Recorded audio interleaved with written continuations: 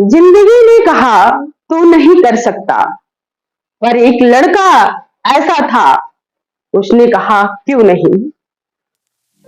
उनका नाम है डॉक्टर भीमराव अंबेडकर।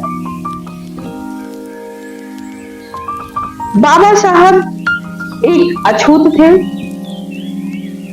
जिन्होंने समाज में बहुत सारी यातनाओं को सहा है। उन्हें स्कूल जाने से वंचित किया जा रहा था, उन्हें स्कूल नहीं जाने दिया जाता था, मंदिरों में नहीं जा सकते थे, समाज में जो नल लगा रहता था उस नल से वो पानी तक नहीं पीने के पात्र थे, और सवर्णों के साथ उठने बैठने का भी मौका उन्हें नहीं दिया जाता था। दोस्तों, उन्होंने अपने जीवन में बहुत सारा संघर्ष किया।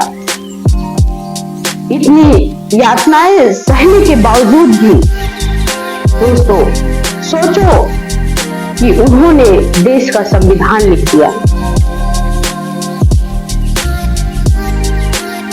बाबा साहब उन्होंने सबसे पहले शिक्षा पे फोकस किया। उन्होंने कहा कि शिक्षित बनो। शिक्षा क्यों जरूरी है?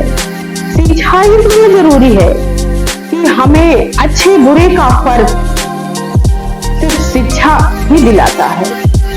इसीलिए उन्होंने स्त्री, पुरुष, बच्चों सबसे कहा कि तुम शिक्षित बनो। उन्होंने कोई जाति का भेदभाव नहीं रखा। उन्होंने कहा कि शिक्षा पे सबका अधिकार है, सब शिक्षित हो। दूसरी चीज में उन्होंने फोकस किया कि हमें स्ट्रगल करना चाहिए, संघर्ष करना चाहिए। बिना संघर्ष के कुछ भी नहीं हो सकता। हम कोई भी कार्य कर रहे हैं, जब तक हमारे अंदर संघर्ष नहीं रहेगा, जुनून नहीं रहेगा, जज्बा नहीं रहेगा, हम लोग कोई कार्य नहीं कर सकते हैं। तो दोस्तों, स्ट्रगल करना बहुत ही जरूरी है। तीसरी चीज उन्होंने कहा संगठित रहो। संगठन में ही ताकत है। जब तक हम लोग संगठित नहीं होंगे, तब तक उस लकड़ी के तरीके से, जैसे एक लकड़ी किसी व्यक्ति को दे दिया जाए और उस लकड़ी को बड़े आसानी से तोड़ देता है, उसी प्रकार अगर हम संगठित नहीं होंगे तो हमें उस तरीके से तोड़ दिया जाएगा। और अगर वही लकड़ी का हम गट्ठर बनाकर उस व्यक्ति को दें,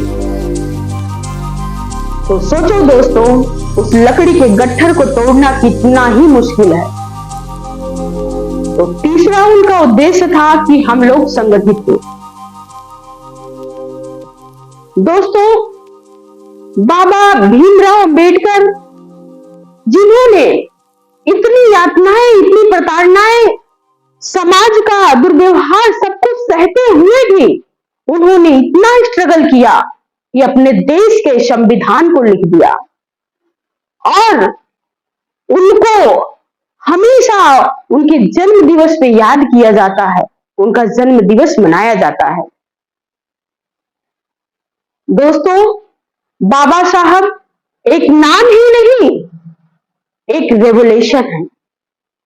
दोस्तों, बाबा भीमराव अंबेडकर के आदर्शों पे चलना हम सभी लोगों का कर्तव्य है। हम सभी लोगों को उनके आदर्श का पालन करना चाहिए। दोस्तों, उन्होंने जो संविधान लिखा है उसमें कोई जातिवाद नहीं है। उन्होंने सभी जातियों के लिए एक ही संविधान बनाया। वो चाहे किसी भी व्यक्ति का जाति का व्यक्ति हो,